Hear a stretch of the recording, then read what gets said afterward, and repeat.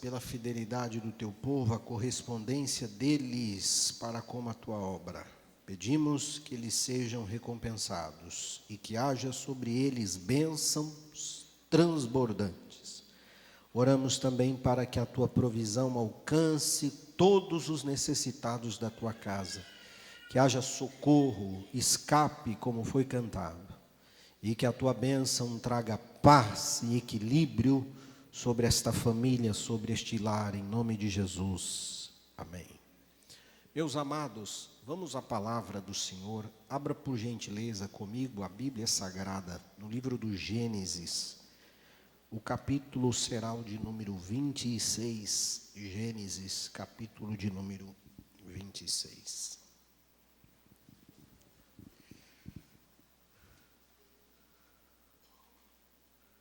Verso de número 24.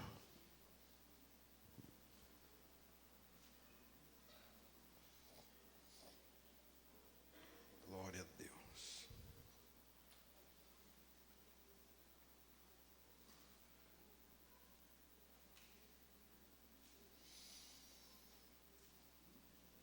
Amém, irmãos? Podemos ler a palavra? Amém? Esse amém está desenganado pela medicina. Amém, irmãos?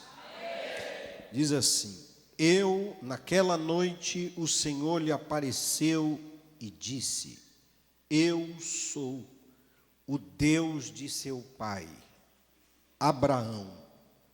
Não temas, porque estou com você. Eu o abençoarei e multiplicarei os seus descendentes, por amor ao meu servo Abraão. Amém? Vamos ler só mais uma vez, irmãos? 1, 2, 3. Naquela noite, o Senhor lhe apareceu e disse: Eu sou o Deus de seu pai Abraão. Não tema, porque estou com você. Eu o abençoarei e multiplicarei os seus descendentes por amor ao meu servo Abraão. Amém. Este capítulo de número 26 do Gênesis, ele é um capítulo bem emocionante e dinâmico nas Sagradas Escrituras. Ele vai se ater a um capítulo da história do patriarca Isaque.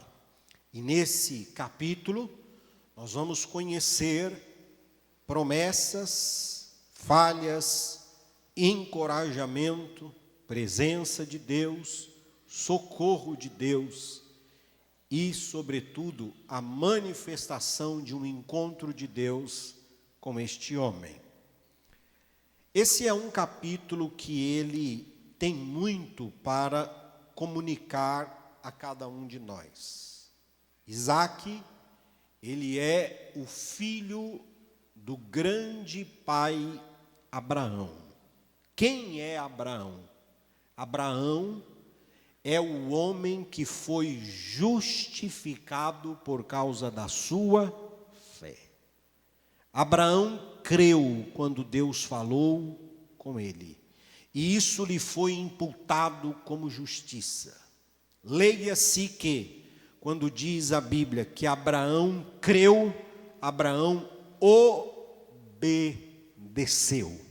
Abraão é um modelo de obediência. Abraão é um padrão de homem obediente.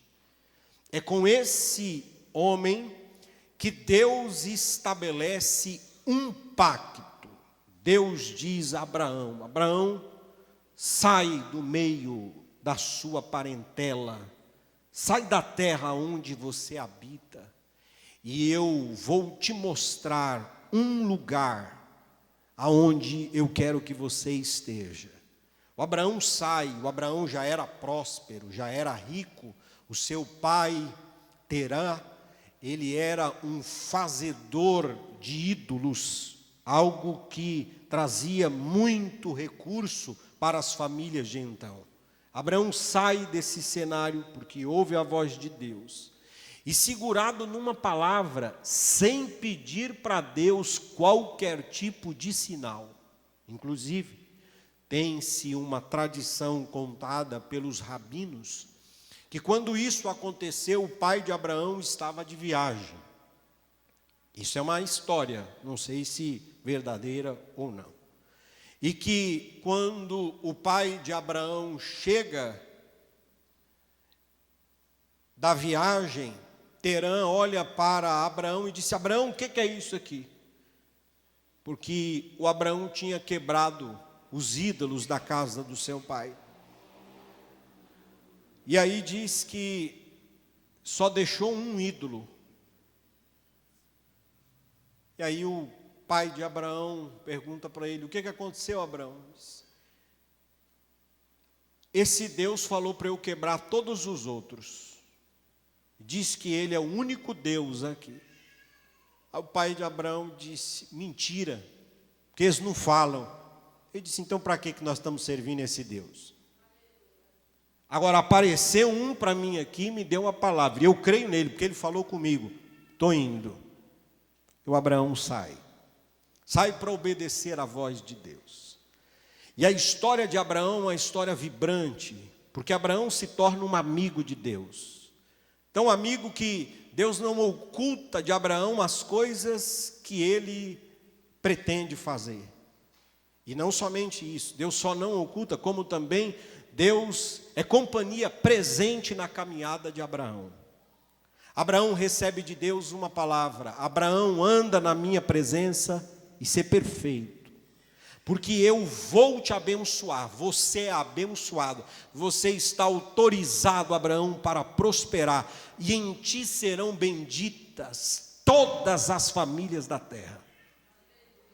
O Abraão recebe essa palavra, o Isaque é o herdeiro dessa palavra. E ele carrega consigo o pacto da aliança do seu pai na sua caminhada. O seu pai, nesse momento da vida aqui, já não estava mais presente para fazer sombra ou dar direção a Isaque. Isaque estava fazendo a sua própria caminhada com Deus. E é engraçado que quando nós chegamos nesse capítulo, aquilo que aconteceu na vida de Abraão também vai acontecer na vida de Isaque.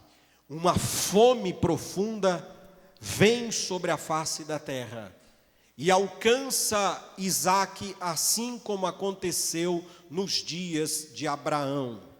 Deus permitiu que Abraão fosse ao Egito. Os estudiosos da Bíblia dizem que Deus permitiu que o Abraão estivesse no Egito, porque o Abraão tinha estrutura para lidar com o Egito.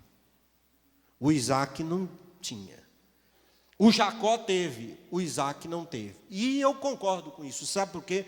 Porque Deus sabe lidar com cada um de nós. Deus sabe o tipo de prova que dá para você. Deus não vai te mandar uma prova que você não dê conta de suportar.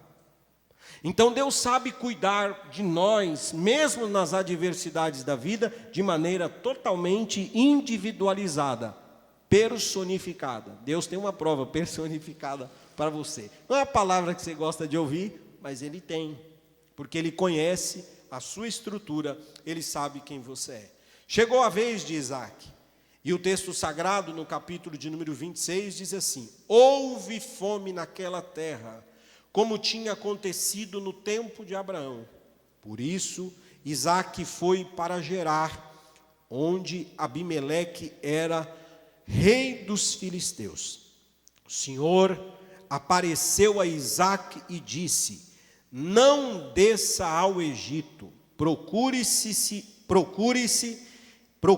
estabelecer-se na terra que eu lhe indicar. Permaneça nesta terra mais um pouco, e eu estarei com você e o abençoarei. Aqui tem algo muito importante para você poder aprender, assim como eu. Deus fala com Isaque dizendo: não desça para a terra. O Egito era o lugar onde tinha provisão. Se Abraão não vai a esse lugar, Abraão está se furtando ao direito de pelo menos encontrar pastagem para ele, para sua família e para tudo que lhe pertencia. Quando ele decide ficar, ele está trocando o certo por aquilo que é duvidoso. Porque na terra que ele está, tem o quê? Fome, tem seca, tem escassez. Só que mesmo diante da possibilidade de ir ao Egito e lá passar uma temporada, ele obedece a Deus, contrariando as circunstâncias. Aqui começamos. Qual é o preço que eu e você estamos dispostos a pagar para obedecer a Deus? Muitas vezes nós negociamos o preço da nossa obediência de acordo com as circunstâncias. Deus nos dá uma palavra e nós, por não vermos a manifestação da palavra de Deus diante dos nossos olhos, a gente diz, então eu vou procurar o meu caminho. Eu vou fazer do meu jeito, eu vou dar um jeito, assim eu não fico. E a gente fica numa inquietação profunda, até que a gente bate a cabeça, até que a gente se machuque, até que a gente se quebre todinho e perceba que nós não damos conta do nosso destino. Você não dá conta do seu destino, não. Você não sabe se conduzir, não, irmão. Se Deus soltar esse volante na sua mão, toda hora você vai ouvir, recalculando a rota, você não vai sair do lugar. Porque você não dá conta de conduzir a sua vida. Agora o Deus que dá a ordem a Isaac, é o Deus que se manifesta a Isaac, dizendo, você me obedeça, porque quando você me obedecer, saiba de uma coisa, eu estarei com você. Escute, Deus não está com todos. Deus está com quem obedece. Não sou eu que estou dizendo isso. Leia um pouco mais para frente o Moisés, quando ele disse assim, ó, vocês quebraram os meus decretos, os meus mandamentos. Vocês me abandonaram e estão me acusando de ter dado as costas para vocês. Foram vocês que me abandonaram e eu não os busquei, eu os deixei partir. Nós, quando estamos em desobediência, nós não temos a segurança da presença de Deus sobre a nossa vida. Agora, há uma tonelada de consolação nessa frase. Que frase? Eu estou com você. Eu me fiz essa pergunta em algumas mesas que andei frequentando, dizendo, qual é o peso dessa palavra na sua vida? Quando Deus diz a você, eu estou com você. Que peso tem isso para você? O que isso causa em você? Qual é a sensação do seu coração? Como é que você se comporta diante desta expressão? Eu estou com você. Quem está com você não sou eu, pastor, não. Não é o seu amigo, não é o seu papai, não é a sua mamãe, não é o seu esposo, não é alguém importante, não é um político, não é um grande empresário dizendo para você, eu estou com você. Sabe quem está dizendo para você, eu estou com você? O El Shaddai, Criador do universo, o dono do mundo, o que se assenta no globo terrestre e descansa os seus pés sobre a terra. É esse Deus dizendo a você, eu estou com você. Eu creio que nós estamos trocando a certeza desta palavra pelos temores que as circunstâncias impõem sobre nós. Isaac decidiu obedecer a Deus e confiou nessa firme palavra: eu estou com você. Isaac está definindo o seguinte: no Egito tem pão, mas ele não está comigo. Em algum lugar pode ter até algum recurso, mas ele não está comigo. Se ele diz que está comigo aqui, é aqui que eu vou ficar. Eu vou obedecer a ordem dele. E ao obedecer, ele ouve do Senhor a seguinte palavra: olha, permaneça nessa terra aqui, mais um pouco. Aí é uma boa frase isso aqui. Toda prova, irmão, tem começo, meio e... Toda prova tem começo, meio e... Repita isso 1000 vezes para você não ficar desiludido com a vida. Prova tem começo, meio e fim. É claro que esse começo, meio e fim não é igual para todo mundo. Tem prova que é semanas, meses. Tem umas que é um ano. Tem outras que são mais demoradas. Mas que tem começo, meio e fim, tem. E se não houver um fim aqui, logo para nós uma nova aurora vai raiar. E aí teremos fim cabal de todas as coisas, e logo mais nós vamos falar isso no próprio texto, que vamos chegar diante dele. Bom, a Bíblia então diz que Isaac decide obedecer a Deus, e ele recebe a seguinte palavra: tornarei seus descendentes tão numerosos como as estrelas do céu, e lhes darei todas estas terras, e por meio da sua descendência todos os povos da terra serão abençoados. O verso 5 não está escrito aí à toa, porque Abraão fez o quê? Me obedeceu. Diga-me, o quanto você está disposto a obedecer a Deus? Porque não adianta, irmãos, nós termos um bom discurso, uma boa oratória, uma boa convicção de palavras que não se traduz em atos.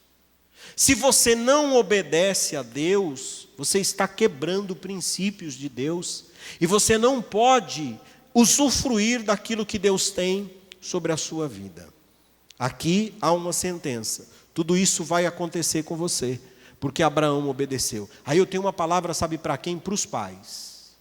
Meu irmão, se esforce para andar na presença de Deus. Presta atenção, se esforce. Se você puder fazer um fator previdenciário para os seus filhos, se você puder deixar uma casa, um inventário, muito bom. Agora, se você não pode, e a maioria das pessoas não pode, não se sinta fracassado não. Só deixe para o seu filho um exemplo de obediência a Deus. Deixe para os seus filhos um exemplo de obediência a Deus. Por quê? Porque você vai morrer e bênçãos vão fluir do pacto que você estabeleceu com Deus sobre as suas futuras gerações. Deus é um Deus de aliança geracional. Tudo que nós fazemos hoje reverbera, hoje e para além, futuro. Então, se você se compromete com Deus numa vida de obediência, você está protegendo o futuro dos seus filhos.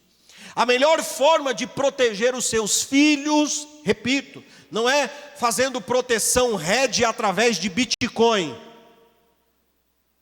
ou de dólar, ou de euro, ou de franco suíço. Não é. A melhor forma de você redear a sua família, de proteger a sua família, sabe qual é? Obedeça a Deus. Porque a sua família estará coberta por um pacto. E Deus honra pactos. Isaac está aqui colhendo a bênção que Deus deu a Abraão por causa da obediência de Abraão. Agora, o oposto é verdadeiro, hein? O oposto também é verdadeiro. Tem muita gente quebrando princípios, e ao quebrar princípios eles estão colocando não só a vida deles em risco, eles estão comprometendo gerações. Seu pecado, escute bem, compromete gerações futuras. Meu pecado abre portas para que a minha geração fique desprotegida, descoberta. Por isso se posicione, irmão. Você tem uma aliança com Deus. Não cultive pecados de estimação. Não cultive coisas escuras, ilícitas na sua vida. Ouça a repreensão de Deus a Abraão. Abraão, ande na minha presença e ser perfeito. Porque se você procurar andar na presença de Deus, o Senhor vai te ajudar. E você não vai fazer só para você. Alguém vai dizer também ao seu respeito. Deus de Abraão, Deus de Isaac, Deus de Jacó. O Deus do meu pai. O Deus da minha mãe. O Deus da minha avó. Agora Ele é o meu Deus. O Deus que se revela a mim e se relaciona comigo. Isaac segue. E aí acontece algo na vida de Isaac, que nós estamos falando exatamente a respeito disso. Quando o Abraão desceu para a terra do Egito, ele desceu e quando ele chegou lá, disse, esse mundo aqui é um mundo sem regras, as coisas aqui não funcionam bem. E ele já fez logo um pacto a entrar na cidade com Sara, dizendo, Sara, quando nós entrar por lá, você é muito bonita, Sara. Eu não estou com essa bola toda. Vamos fazer um combinado? Chegando lá, você disse que é minha irmã. É uma meia mentira, porque era mesmo. Ela era meia irmã dele. As famílias não eram como são agora nessa ocasião. Então, nós vamos contar uma meia mentira.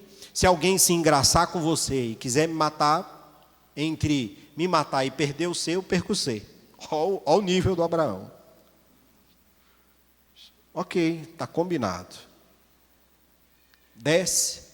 Deus não permite que ninguém toque na Sara. Mas Deus manda um assombro. Deus mostra para o rei que Abraão é príncipe de Deus entre os homens e que Sara é a sua mulher. Deus vai e fala ao homem e diz, Abraão, você cometeu uma insanidade, um crime. Se alguém toca nessa mulher, você sendo um príncipe de Deus, o que Deus não faria com essa terra? Olha só como que Deus é com um crente, irmão. Um crente. Quando eu digo a vocês, e eu e minha esposa temos falado muito sobre isso. Eu tenho segurança, não é em mim, irmão. Eu tenho segurança no Deus que me chamou. Vou repetir para você. Eu não confio em mim, mas eu confio muito no Deus que me chamou. Eu posso até tentar fazer errado, mas esse Deus que me chamou vai conspirar para dar certo. Romanos 8, 28. Todas as coisas cooperam para o bem. A gente tenta fazer errado, tenta sabotar, e ele dá um jeito de colocar a gente na rota. Se Abraão, para de ser mentiroso, conta a verdade, diga que ela é sua mulher, e eu vou proteger você, eu vou guardar você. E aí o Abraão tomou a reprimenda de Deus. Só que o pecado dele ficou na cabeça do Isaac. Esse papai negou mamãe. Aí ele chega aqui na terra, mesma história. Está na terra dos filisteus, povo sem Deus, sem regra, povo sem qualquer moralidade. Diz assim, aqui mulher não é propriedade privada, todo mundo tem a de quem quiser. Logo vão chegar e vão pedir minha Rebeca. Rebeca, vamos fazer um combinado, você não é mulher. Veja como pecados de pai acontecem o quê? Abrem brecha para os pecados dos seus filhos. Isso é exemplo. Tem uma geração olhando para você. E eu não estou falando só pecado de pai. Você como referência cristã, tem uma geração olhando para você. Como você lida com uma vida. Se você é mentiroso, se você é enganador, se você é um 7-1. Se você é explosivo, se você é violento. Tem uma geração toda te copiando. O Isaac copiou o pai. E do mesmo jeito, assim como Deus foi gracioso com Abraão, Deus foi gracioso com Isaac. O Isaac aconteceu diferente. O Isaac esqueceu de combinar um dia, ele está lá namorando a Rebeca, e eu acho que ele dá uns beijos assim, mais apertados, vocês não podem fazer isso, viu? Ele deu uns beijos, porque ele era casado com a Rebeca. Aí diz o texto sagrado que o Abimeleque viu o Isaac acariciando, disse: chama o Isaac aqui. Isaac, o que você fez? Você diz para mim que Rebeca era a sua irmã. Se algum homem toca nessa mulher, eles já tinham ouvido a história de Abraão. Se algum homem toca nessa mulher, a gente encontra uma encrenca com Deus, Abraão, ou Isaac. Não faça isso. Aí ele dá uma ordem: ninguém ponha a mão em Rebeca. Ninguém toque nesse homem. Deixa esse homem livre. E aí eu fico pensando, irmão, sabe o que é isso? É graça. O nome disso aqui é graça. A gente está todo errado, tentando se esconder, fazer as coisas do nosso jeito, e a graça mesmo assim conspirando ao teu favor. Ei, escute aí o que eu vou lhe dizer. Você tem um Deus que tem um roteiro para a sua vida. E mesmo que de vez em quando você está doidinho para sair desse roteiro, a graça de Deus vai te perseguir, vai te pegar, vai te trazer para perto. Se Deus tiver que te envergonhar publicamente na frente de reis, Ele fará, mas Ele não perde você. Escute bem, jovenzinho, não brinque com o Senhor não. Deus te envergonha por aí, mas Deus não lhe perde de vista. Deus tem as maneiras de trazer você para perto dele. Tem uma história que conta de um pastor, que ele desistiu do chamado, Luiz. E ele disse: sabe uma coisa, eu vou desviar, mas eu vou desviar com força, com força. Não vai ser assim de qualquer jeito. Não é esse negócio de parar de ir na igreja, não. Eu vou virar um giraia. A primeira coisa que ele foi, disse: eu vou para uma balada. Ó, um pastor, imagina, irmão. Você já imaginou eu numa balada, irmão? O sangue de Jesus Cristo tem poder, hein? Coisa feia. Aí ele disse: eu vou para a balada. Eu disse: eu vou lá na balada. Disse, ele foi para a balada. Quando ele chega na balada, ele está lá bebendo. Disse: agora, sabe uma coisa? Eu vou esse negócio de casamento também. Casamento está uma falência. Aí ele olha e vê uma moça. Aí fica olhando a moça assim, aquele negócio meio escuro de balada. Daqui a pouco a moça saiu de lá, veio correndo, olhou para ele e disse: pastor, é você, pastor. Deus falou que iria trazer o senhor aqui para me buscar. Ele disse: nem para desviar o crente presta. Você não presta para o mundo não, irmão. Você só presta para um lugar, para andar na presença de Deus, para desfrutar da casa de Deus. Você só presta para cá.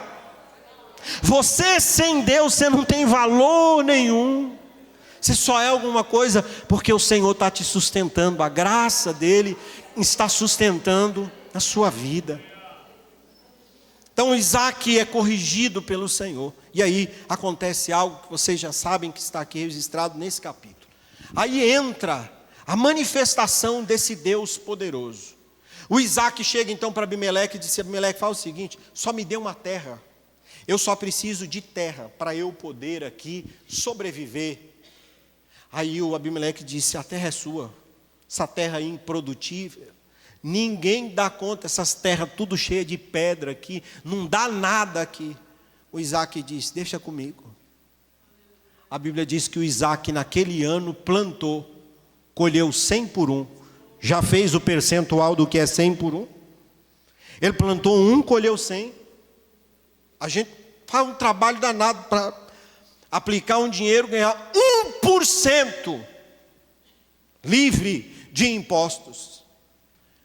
O Isaac plantou 1, colheu 100. De cada uma coisa que ele plantou, ele colheu 100. E eu vou dizer, o Deus de Isaac é o seu Deus, hein? A temporada de 2026, eu sei que tem um monte de prognóstico ruim.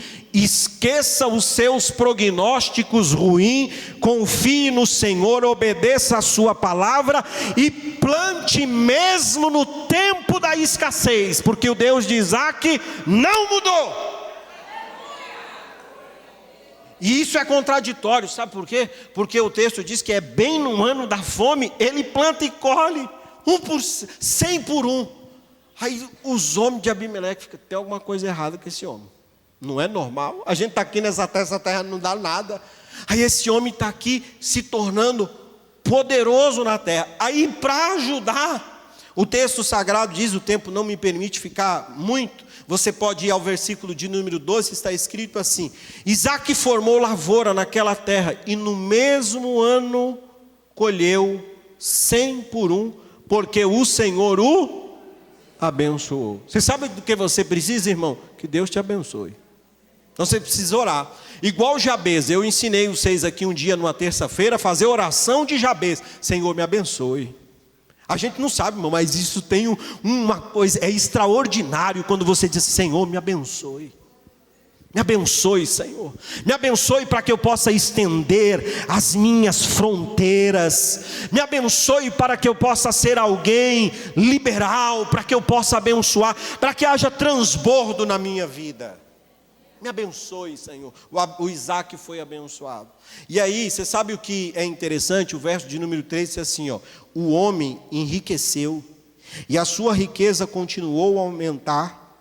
Olha o que a Bíblia diz: até que ficou riquíssimo. Superlativo. Até que ficou riquíssimo. O texto ainda segue dizendo o seguinte: possuía tantos rebanhos. Aí é que deixou eles bravos. Sabe por quê? Porque havia fome na terra. Os rebanhos já tinham morrido tudo. O rebanho do Isaque foi preservado. Eu não sei que mistério que aconteceu com o rebanho de Isaque. Além de ter se tornado o maior fazendeiro em termos de agricultura, ele se tornou um pecuarista, próspero e poderoso, numa terra de escassez. Aí acontece algo, irmão, que é surpreendente. A bênção de Deus incomoda, viu?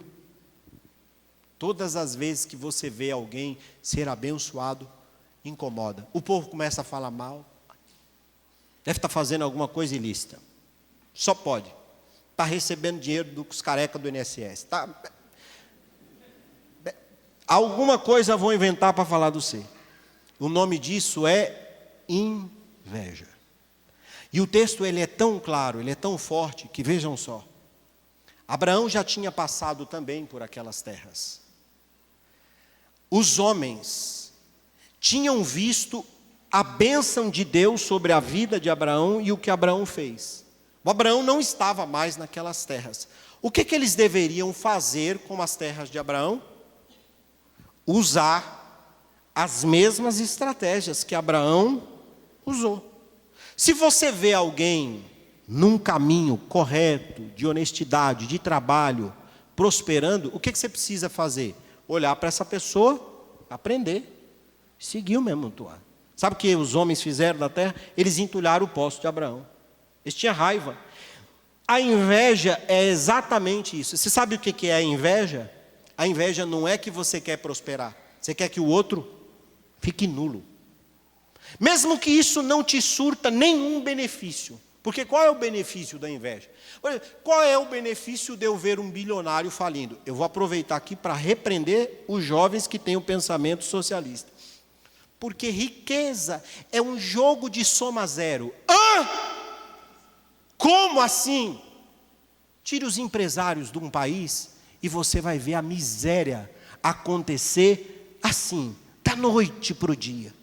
Quantas pessoas empregam o dono do atacadão? Quantas pessoas empregam o dono da Havan? Quantas pessoas entregam, não importa que é de esquerda, a Magazine Luiza? Quantas pessoas empregam a construtora Cirela?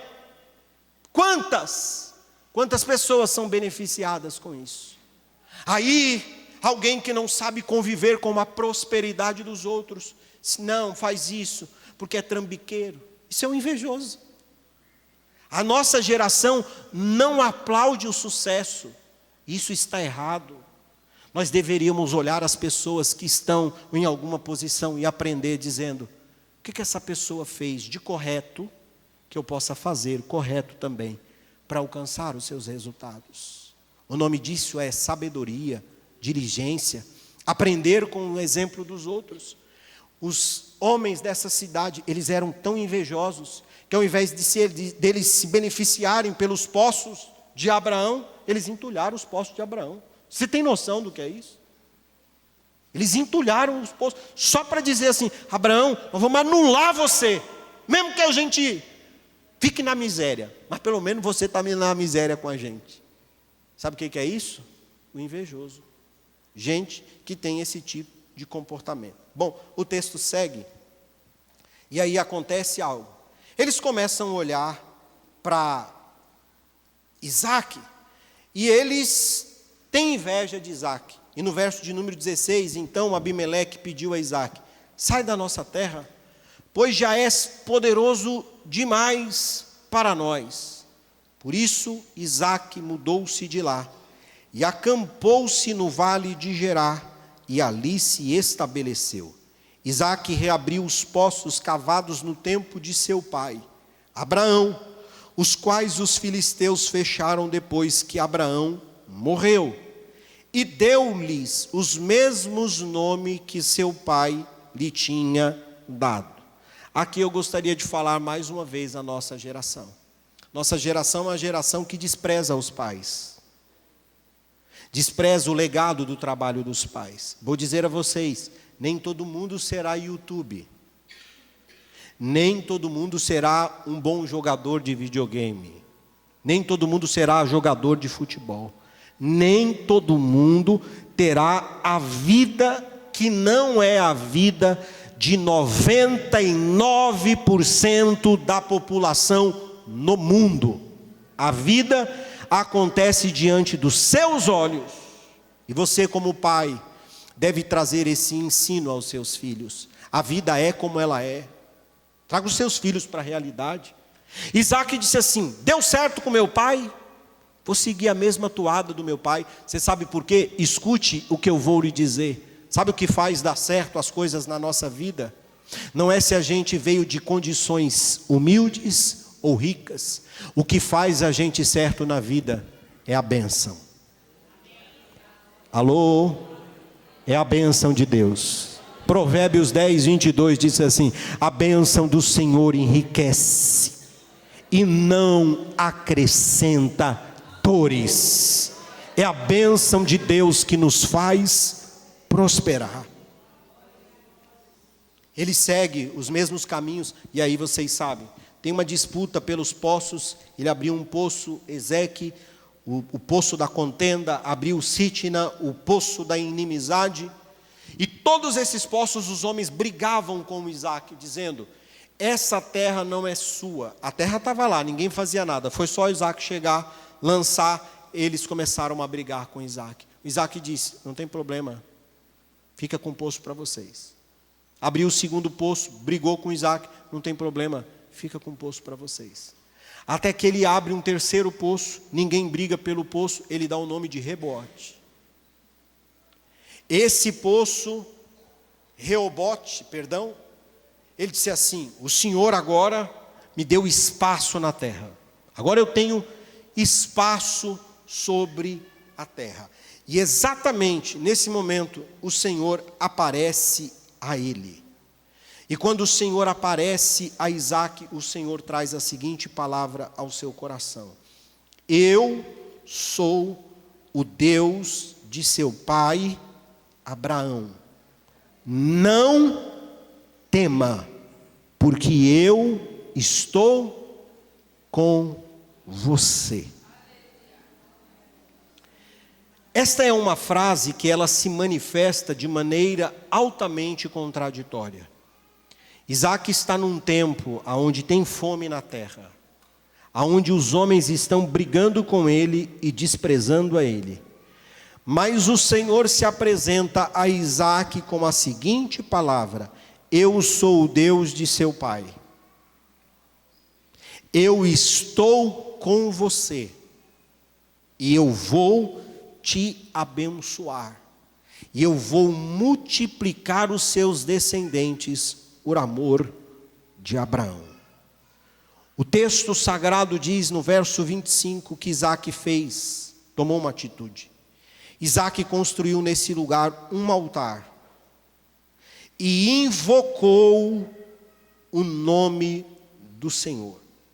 E ali armou acampamento, e os seus servos cavaram outro poço. O que eu quero dizer com tudo isso para encerrarmos?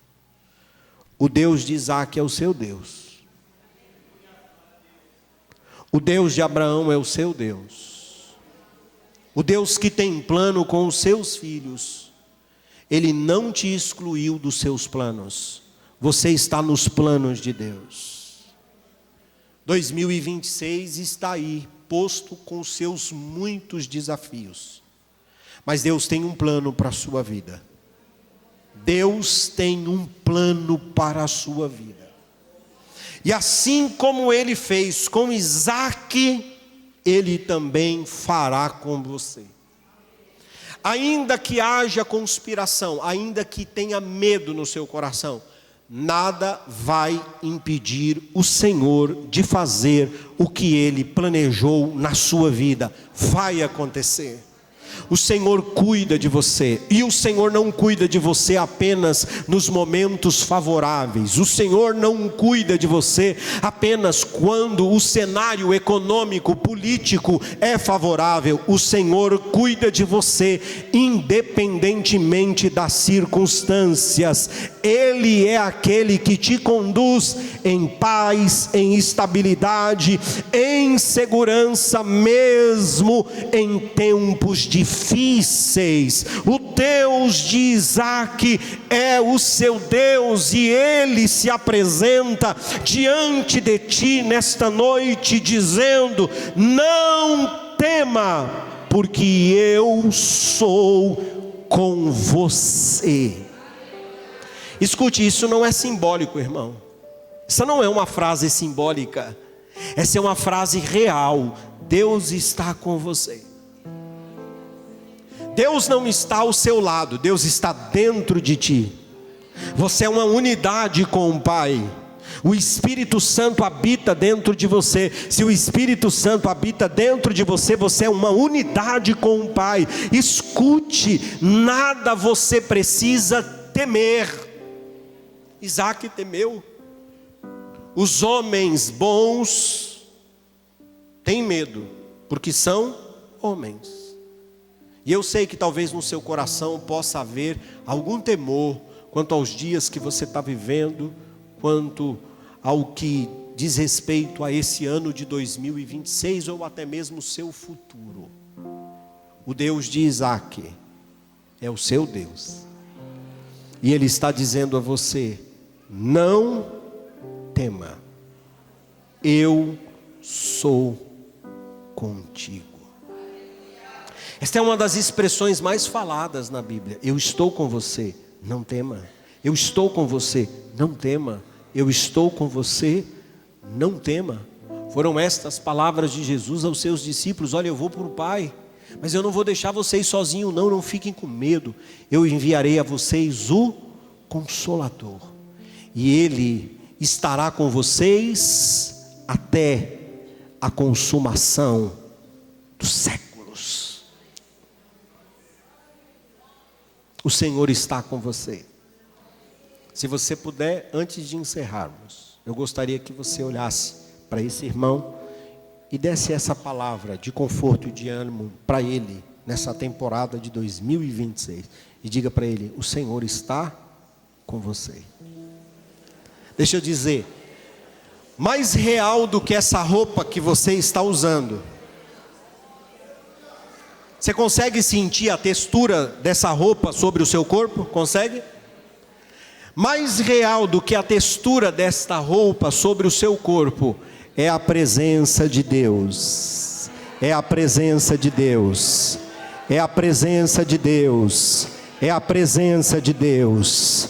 Ele está com você. Se você passar pelas águas, elas não vão lhe submergir. Se você passar pelo fogo, chama alguma arderá em você, porque o Deus de Isaac é o seu Deus. Se necessário, Ele entra na cova dos leões e fecha a boca dos leões. Se necessário, Ele desce com você na fornalha, mas Ele não permite que você seja queimado e destruído, porque Ele garante a presença dEle sobre a sua vida. O Senhor está com você. O Senhor está com você. Aleluia. Bendito seja o Senhor. Glória a Deus. Glória ao nome de Jesus. Glória ao nome de Jesus. Glória ao nome de Jesus. O Senhor está com você. Bendito seja Ele para sempre.